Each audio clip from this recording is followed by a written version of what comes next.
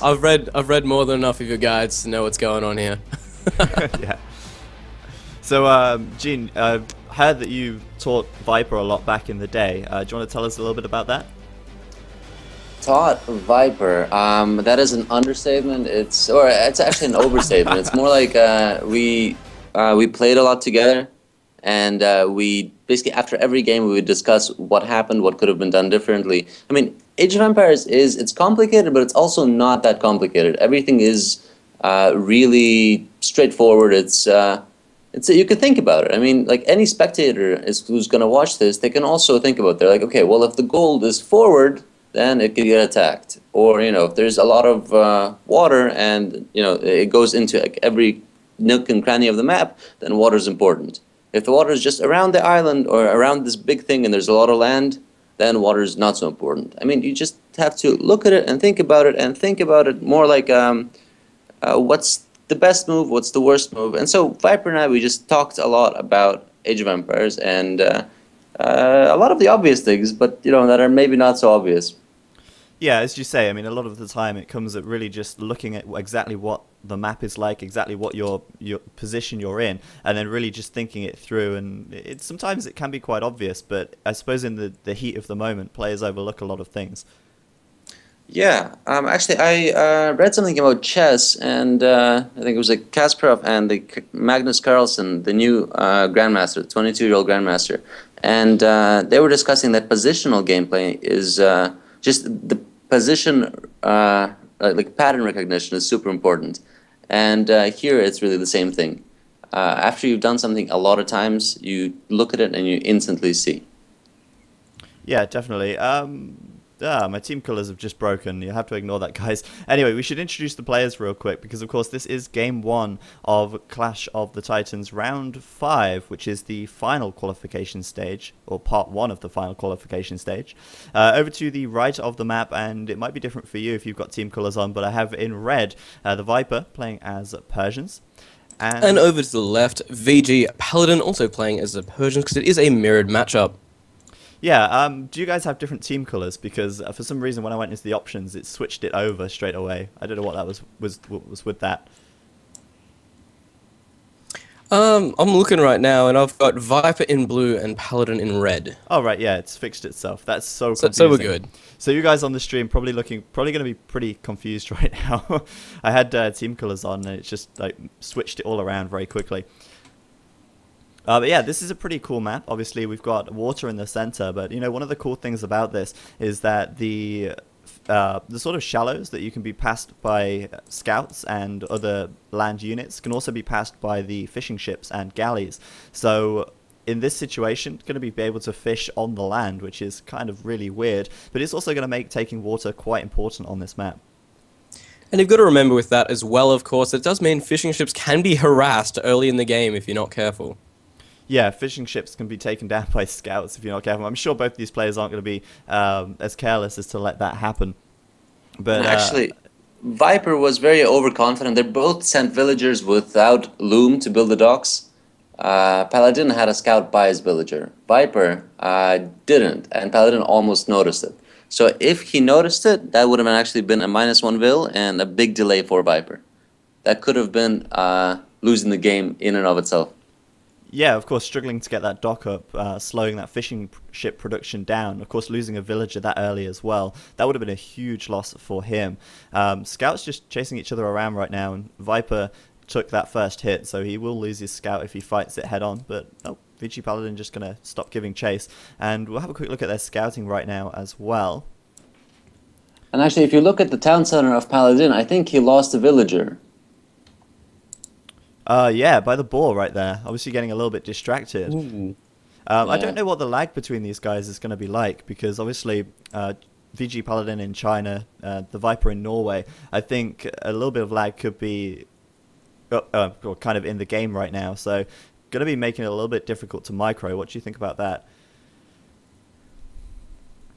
Micro, I mean, with lag, you have to, it's like you factor lag into your micro. So it's like if you, and the dark age is where you get to really feel it. And I mean, if it lags, you want to really try to get into it so that by the time feudal comes around, we actually have to fight with units.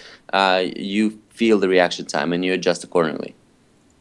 Yeah, do you think that's something that you can actually kind of actually work out as you go? Obviously, every game is going to be Absolutely. different in terms of how much lag there is. No, you have to. You absolutely have to work it out as you go. Because otherwise, I mean, lag is unfortunately a part of Age of Empires when playing online, especially with, I mean, cross countries or cross continents. You're going to have lag. I mean, we're not so high tech that the internet is blazing everywhere.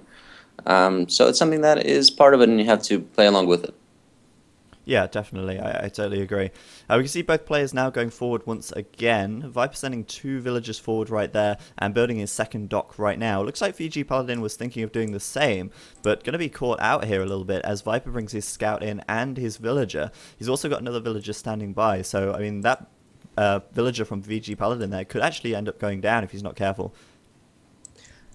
Yeah, definitely looking at it right now. 2 villagers on that as well as a scout. Gonna lose that one there. Yeah. And for Paladin, straight off the bat there. Well, 2 now, actually. He's 2 down, yeah. Yeah, it's really not ideal. And of course, Viper now has got an extra dock up in the center, which is something that Paladin doesn't have. So Viper going to have a very good shot here at taking out these fishing ships from Paladin. And we can see that he's only actually invested in 3 ships as Viper's invested in 4. So perhaps VG Paladin going to go for, well, a focus on land rather than taking the middle water here.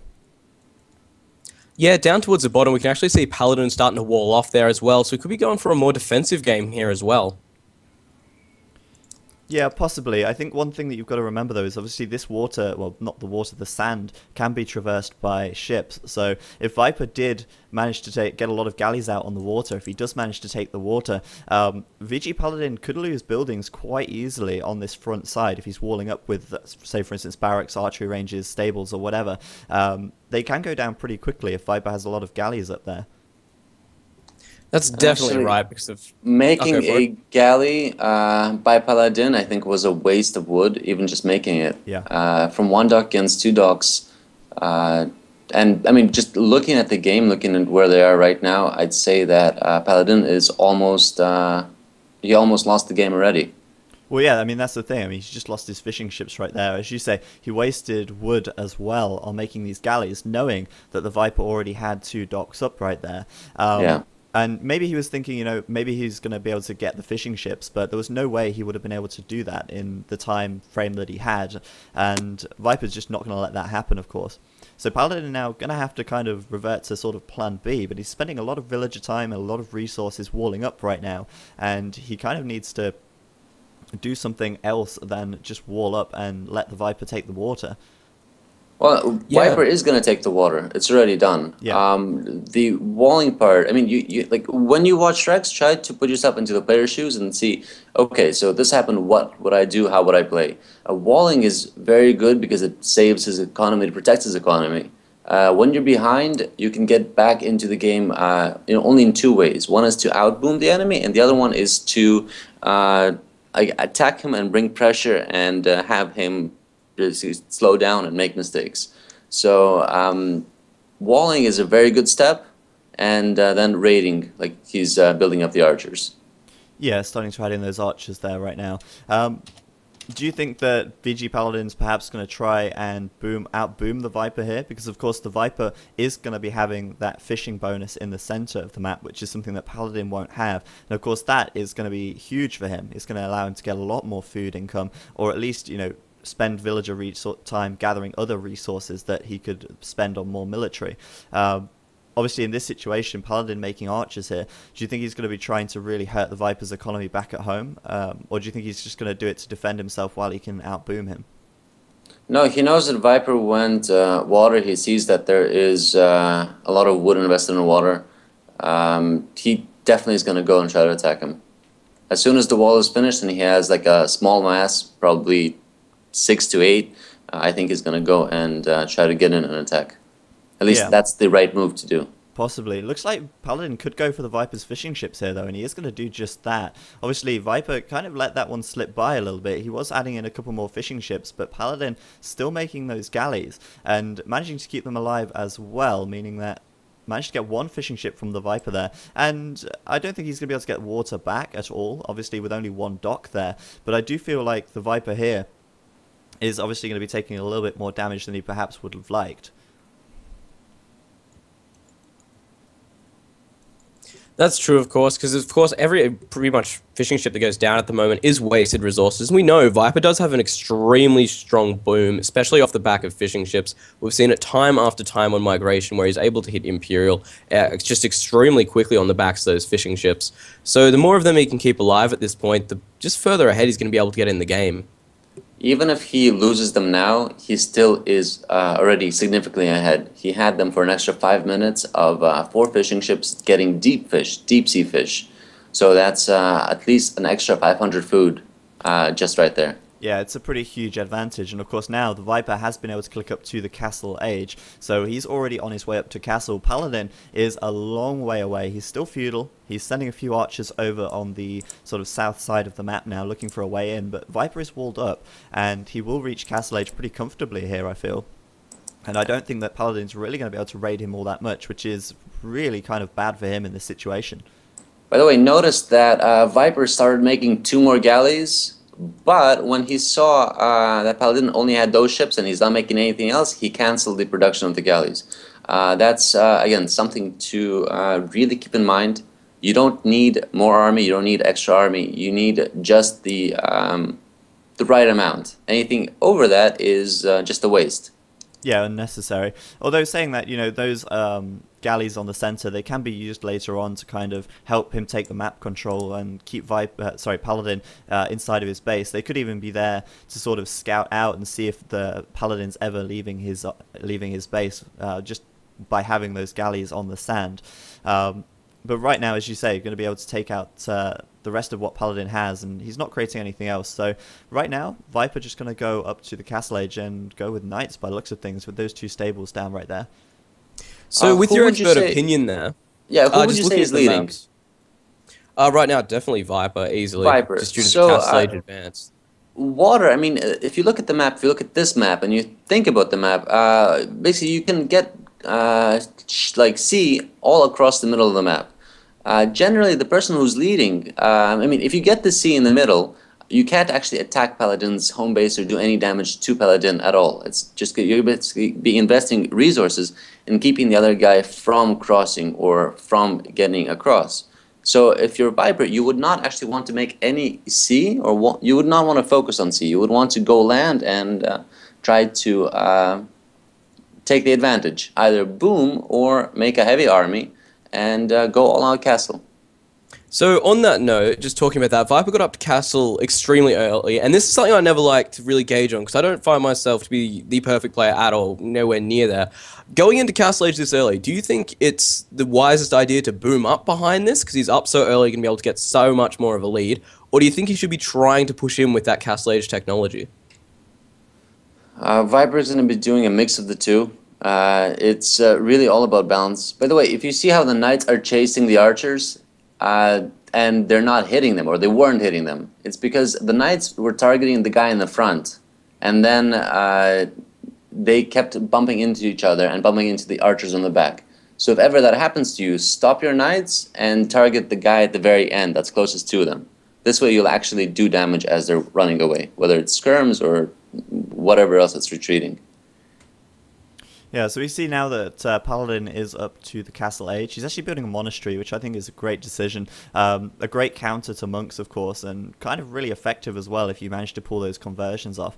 Also adding in camels as well, so he's certainly trying to play the counter sort of game here, countering exactly what the Viper is doing. Do you think he's going to really try and do a heavy boom behind this, or do you think he's actually going to try and just push out and beat Viper straight up on the land? He needs to boom to come back into it and make a counter to Viper's army. I would imagine a fast Imperial with guns to counter the cavalry. Okay, that could be pretty good. We see Paladin right now adding in his second town center right there, but obviously he spent so much stone on those walls, and from what I could tell, he actually bought some stone wait, no, he didn't buy a stone. He must have took some more, or he didn't spend it all. But he's only got enough for 1 TC right now, so he's actually going to be delayed getting that 3rd TC up as well. And when we have a look at the Viper's base right now, 3 TCs already up and running, and he's looking like his economy is in pretty good shape right now as well. Yeah. I feel like if the Viper comes over right now, he could really push into this. But obviously, with those monks there, that's going to be a really good defensive unit for Paladin to have.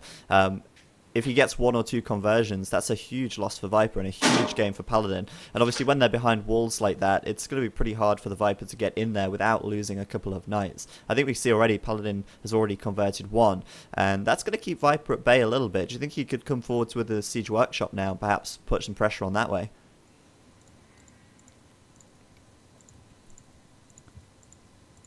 I kind of think he could do that, and that would work out well for him. Yeah, I agree, but of course it's going to come down to really how well the Mangonels are microed, because as soon as they come out for Viper, of course, Paladin going to be pretty much just pushing to get his own defensive ones out, and from there we could see a pretty micro-intense war going on the front line here. Yeah, I agree as well. And you see right now, Paladin's actually got quite a mass of camels already. If we have a quick look at the military tab, he's got 10 camels out. The Viper actually only has 8 knights right now. So the Viper is sitting on a smaller army at the moment, but his economy, as we said earlier, is at this stage in a much nicer shape. I kind of feel that you see his gold getting quite high right now, and he's got a lot of farms out. It seems like he's not really investing too much in military now, and he's actually going to go and just really focus on eco for quite a while, get ahead that way. Definitely right now. We're looking at 94 population for Viper compared to only 80 of Paladin. Doesn't seem like a big difference, but considering the army count there as well, Viper having an absolutely massive economy to back him up here. Yeah, I agree. It looks like as well, this is kind of funny. Oh man, I thought he was actually just going to go to the corner of the map then and find those crossbows at the bottom. That would have been quite amusing if he'd have managed to do that. But you can see he's been scouting around with those for quite a while. He's kind of trying to pick out all those extra resource piles on the map because he knows he's got map control. And well, he can take map control quite easily. And obviously, once he gets up to the Imperial Age, he's going to want to put TCs on those, or gold mining camps on those extra piles of resources. So scouting them out, really good thing for him to be doing, and going to be able to secure those a little bit later on, he hopes. Yeah, that's a big thing with maps like this, especially in games that just run for a long time. With players of this caliber, it definitely can happen in any game right now. So the more resources they can really just pinpoint on the map and be able to claim as quickly as possible, the better shape they'll be in the late game. Yeah, I agree. Bit of a big battle in the middle right now. Viper there focusing down Paladin's monks straight away with his galleys. Doesn't look like he really has too much though. I mean, upgrade-wise, they are even. And of course, Paladin here does have a lot more camels out as well as those crossbows. So Viper going to lose his army there, but he is up to the Imperial Age right now and adding in a lot of barracks and archery ranges, stables, all of it. He's adding it all. Yeah, of course, because you do want to get as much counter out as possible at this point, really, because, as we know, Viper going up into Imperial right now, Paladin Age is behind at this point, so really it's going to come down to the units that players choose to use, and really how much Viper just abuses that tech advantage. Yeah, of course, the Persians do have such a great tech tree. They have a lot of great units available to them. Of course, hand cannoneer available. He's creating pikemen right now, so perhaps he'll upgrade those as well. But of course, Paladin's also going to be an option, as well as camels. So, I mean, he has so many options available to him right now, and that's one of the great things about civs such as Persians and Byzantines. They're great counter civs. They can counter a lot of what your enemy's doing. But leaving a hole in his wall right there, that was kind of unforeseen. Did not think there was even a hole there. And obviously now, Paladin going to be able to get quite a lot of kills back here. Yeah, and if you can start just pulling down Viper's eco to start slowly trying to get back in the game, well, not out of the game right now, but definitely not in a position he would want to be fighting from. The more villagers he can kill here, really, the better. Yeah, trying to get as much as he can. Actually doing a pretty good job. 1, 2, 3 or 4 down. And continuing to raid as well. But of course, Viper now is up to the Imperial Age. And we can see him making a lot of pikes at the moment. But not really too much more production at this stage. And, you know, it's kind of unusual to see Viper massing pikes like this. It's something that you don't usually see him doing. Because he's usually the one playing more aggressively. But in this case, forced to kind of play a little more defensive. And, you know, perhaps now with this castle here, he can trap a lot of Paladin's units by this castle. Of course, Camel's going to go down very quickly to arrow fire here. Sure, Zach, it's like Definitely. you said about the unit composition. It's the units that you go with. And actually, Paladin has a lot of camels. Camels do a terrible job of killing villagers. And Viper is going for the halb and hand cannon combination. So, yeah, Paladin is over-investing in the Castle Age Knights, especially seeing all those pikes out. It is not the right move. Yeah, definitely. I mean, as you said earlier, Paladin could quite well do a nice switch here and go for a hand cannoneer of his own. But of course, he's got to get up to the Imperial Age for that. And at this stage, he is a long way behind. And I think really just trying to push through with a bigger Castle Age army. But of course, that can only work out for so long because Viper will eventually get ahead. Of course, he's going to have tech advantage. He's going to have more units or more resources to spend on units now. So it's really looking bad for Paladin at this stage, and he's going to try and do what he can with this push, but Viper could put an end to it pretty quickly with this hand cannoneer and halb If they fought right now already, Viper's army would win. Yeah, exactly, and we can see that halberdier research coming in, which is just going to make that win even easier for him once they fight it one-on-one. You can see Paladin, though, he is adding in those crossbows right now, just to try and counter the pikes a little bit. And I think that's a good choice for him to make, but even so, Viper now going to come forwards, and we'll see what this army can actually do. Going for battering rams out of the Siege Workshop as well, they're definitely the best choice to have in this situation, I feel, because of course, up against Helbs, they do have pretty damn good armor against the hand cannoneers, but when it comes to melee units, of course, not the best in the world, so those Helbs still going to be having a little bit of a struggle to put some damage on them. Yeah, you see, the Ram's getting quite far, but one Ram on its own really not going to be able to do all that much. And Paladin now try to make that push, but having to fall right back. And now we've got the Viper in the Imperial Age, going to be able to push straight back out and do a hell of a lot of damage to Paladin right now. We could probably expect to see quite a bit of siege coming out for him. And Paladin, he is up to the Imperial Age, but it's going to be quite a while now until he gets those upgrades done and really catches up to the Viper. It's going to be really difficult for him.